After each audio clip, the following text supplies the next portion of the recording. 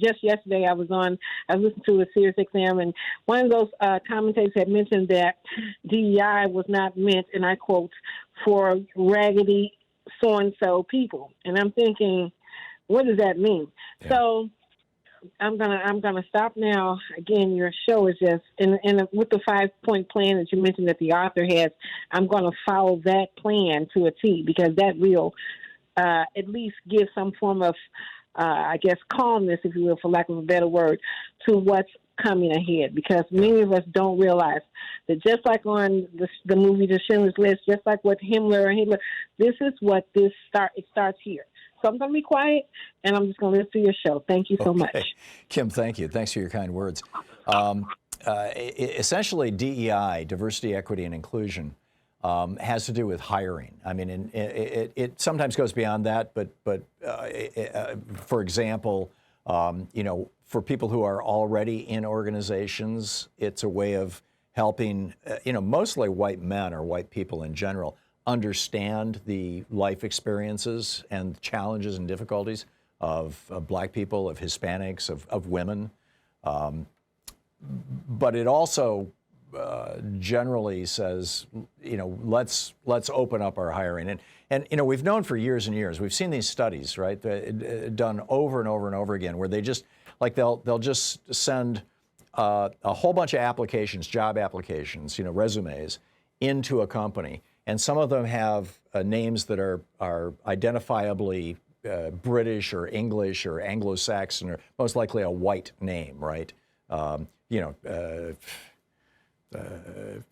Thomas Johnson, whatever. You understand what I'm saying. Some of them have names that are identifiably Black, and some of them have names that are identifiably Hispanic. And what they find is, over and over and over again, and this has just been replicated, across industries for decades, that the people whose names are identifiably white are the ones who get the first calls back.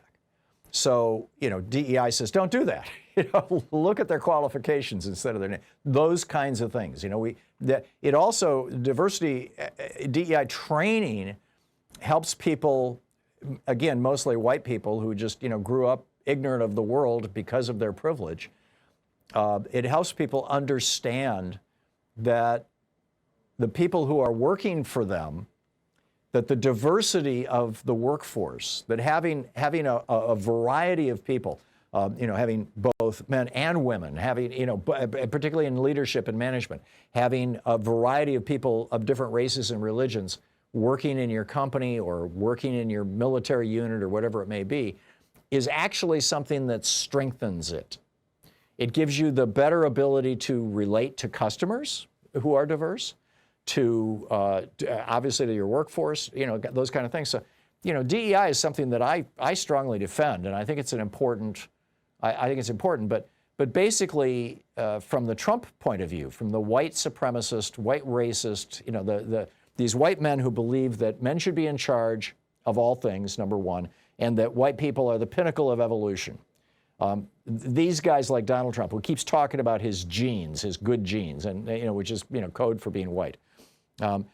For them, they see DEI as an attempt to reduce the power of white men by elevating the power of women and people of color and religious minorities. And they don't like that. They're offended by that. They hate that. And that's why Trump has issued these executive orders. It's why he's shutting down all these branches of the government and ordering all of them to root out their DEI stuff and kill it off and fire all the DEI officers and strip all the DEI.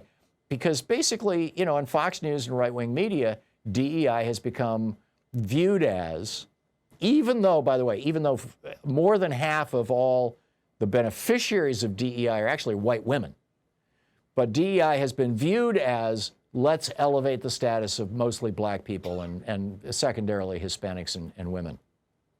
And that just, offends people like Donald Trump, the white racists, the white supremacists. That's the bottom line.